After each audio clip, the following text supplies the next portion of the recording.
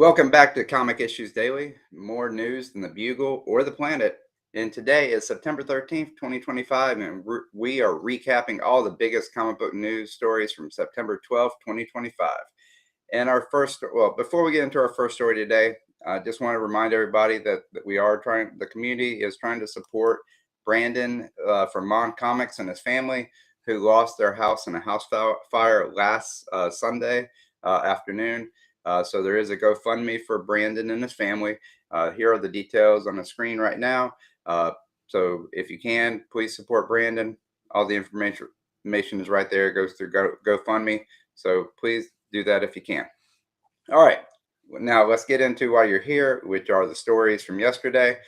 And our first story of the day is, according to CBR, the newly launched Batman #1 has officially sold out at the distributor level and is already heading to a second print.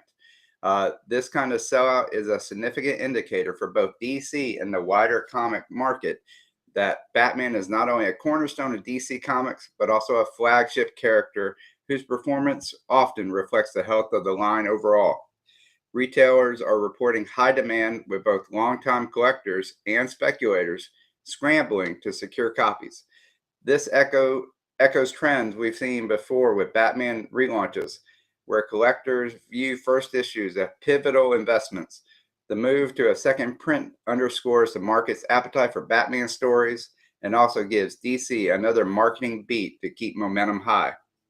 For fans, this also signals that Batman remains the top-selling character in comics, a reminder that despite competition from Marvel and indie publishers, The Dark Knight consistently brings sale power to the table. Expect DC to capitalize on this with foil variants, convention exclusives, and continued retailer pushes as the run continues. What do you think?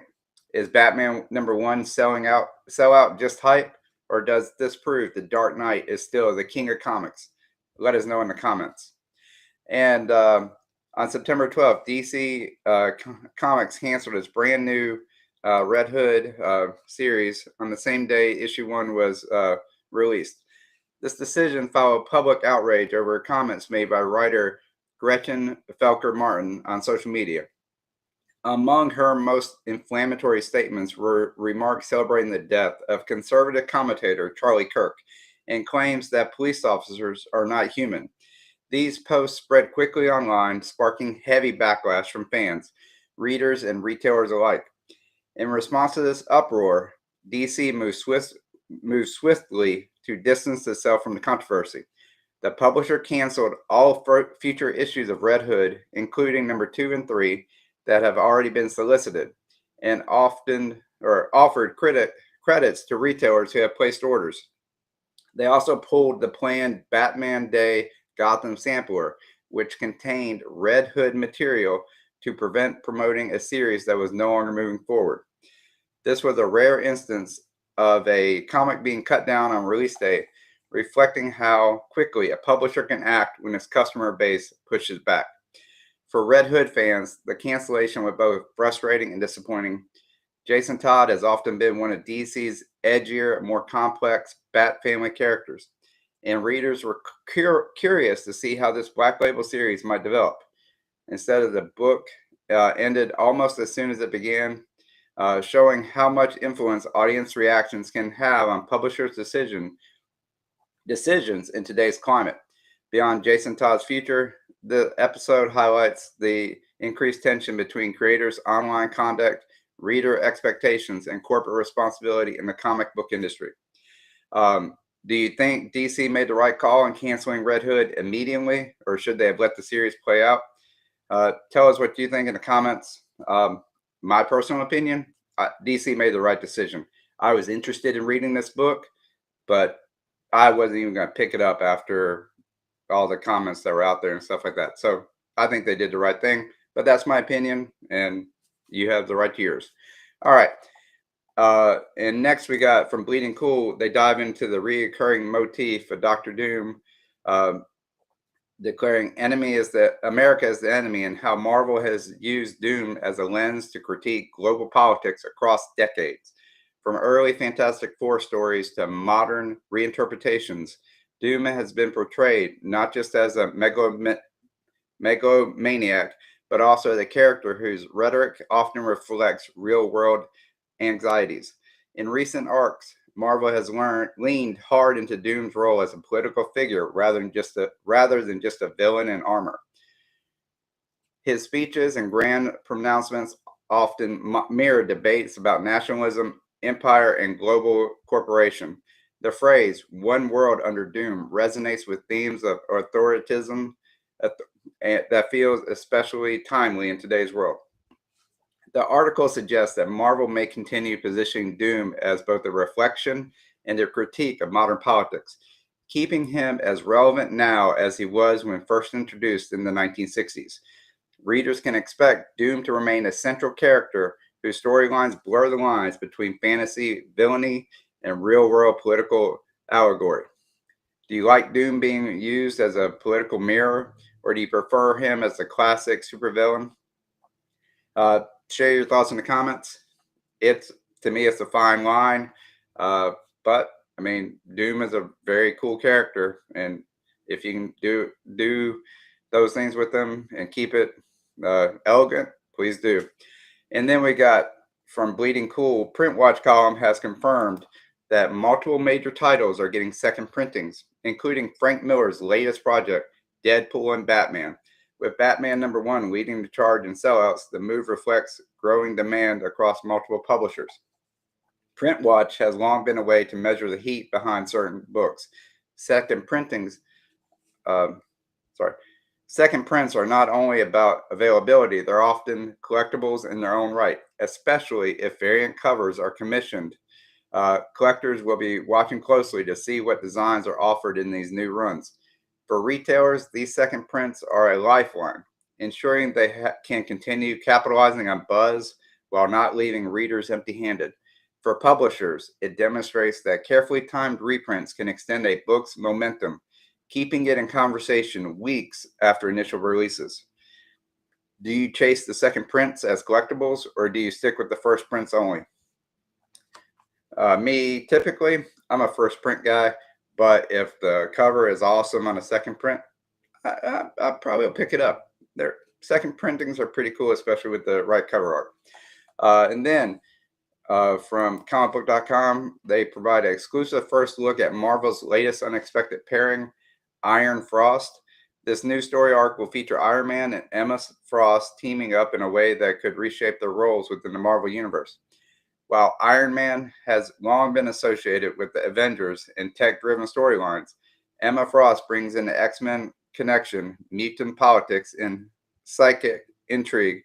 The crossover of these two worlds hints at Marvel pushing for more interconnected stories across their publishing line.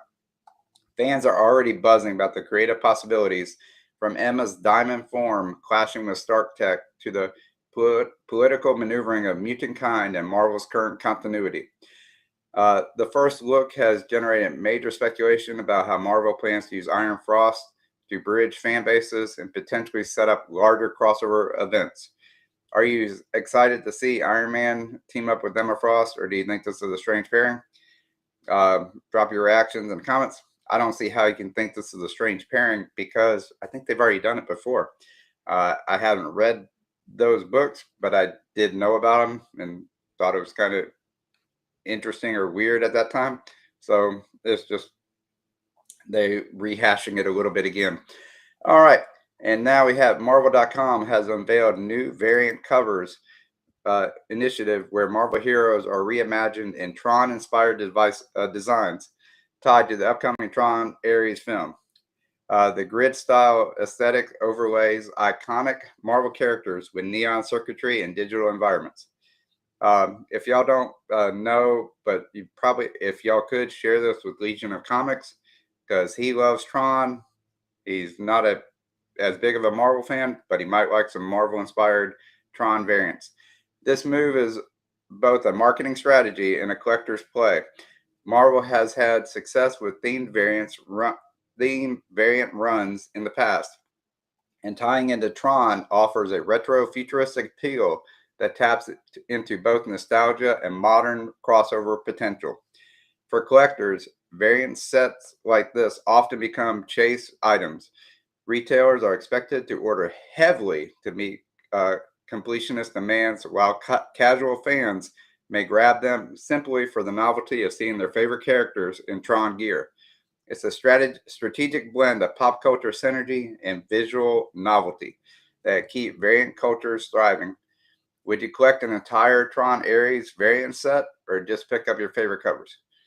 Me personally, I probably just pick up my favorite characters, but it just depends. Wait to see what's out there. All right. And then we got from Image Comics, they announced the relaunch of Youngblood #1, pushed out to a massive retailer exclusive variant campaign, cheekily dubbed Covergeddon. This marketing approach floods the market with unique covers, incentivized retailers to order big in hopes of securing exclusive art. The strategy plays into the collector mentality of chasing limited or rare variants. While some fans are excited, others worry about oversaturation of covers, risk devaluing the core issue. Image is clearly betting that nostalgia for Youngblood and the appeal of exclusive art will outweigh any fatigue. This reflects a larger industry trend. Publishers are increasingly leaning on variant cover strategies to boost sales in an era where single issue sales are otherwise under pressure. Whether it pays off long term remains to be seen, but for now, it's a clear gamble on collector driven demand. Do you like having tons of variants to choose from, or do you think Covergeddon goes too far? I can tell you this: back when I was collecting in the '90s, it was the start of the variant craze, and the multiple books for or multiple different titles for one group of books that kind of drove me out of collecting, and it's taken me a while to get back in. All right. Also, Image Comics has revealed that Exquisite Corpses #1 is heading back to print for yet another run. After selling out quickly, this is becoming a reoccurring story for the title, which has struck a chord with readers due to its surreal storytelling and unique art style. Multiple printings are often a strong sign of grassroots buzz. A book doesn't need to be tied to Batman or Spider-Man to break through if it finds a passionate audience. Exquisite Corpses is proving that originality and creative risk can pay off in today's market. For retailers and collectors, each new printing becomes both an opportunity and a challenge, ensuring shelves stay stocked while collectors decide which version to prioritize. It also adds to the book's mystique as one of the rare indie titles able to generate sustained demand. Are you picking up each new printing of Exquisite Corpses, or just sticking with the original? Drop your thoughts below. I have not picked this one up myself. I have seen other YouTubers talk about it and thought it was pretty good. So I am interested in this, and I'll probably, if I don't pick it up in physical copy, I'll probably at least read it digitally. And then ICV2 has reported that Universal Distribution will co-sponsor the ICV2 Insider Talks at New York Comic Con. This partnership underscores Universal's growing footprint in the distribution landscape. Where competition with Diamond and Lunar remains a major storyline, the Insider Talks prove a platform for publishers, retailers, and distributors to discuss the state of the industry. Having Universal attached gives them both visibility and credibility at one of the most important conventions of the year. This move signals that Universal intends to be more than just an alternative distributor. They're positioning themselves as a serious player shaping the future of comic distribution. Their presence at a marquee event like New York Comic Con highlights their ambition to be seen as a true competitor in the industry. Do you think Universal can compete long term with Diamond and Lunar, or will they remain a small player? Share your prediction below. And then Flickering Myth highlights that Hasbro's latest Marvel Legends figures, which are directly inspired by iconic comic book designs. The line showcases versions of characters that stay truer to their comic origins than some recent MCU releases. Collectors have long debated whether Legends should focus on cinematic or comic books. These releases cater to the comic purists who prefer shelf displays that reflect classic art rather than screen adaptations. Hasbro's strategy seems clear. Continue serving multiple collector demographics simultaneously, ensuring there's sometimes something for everyone in each wave. By leaning into comic accurate designs, Hasbro is rewarding the longtime fans who want the classic look preserved in figure form. Which do you prefer in your Marvel Legends collection? Comic accurate figures or movie based versions? Tell us in the comments. But check out the link in the description to this article. In the article, it has some pictures.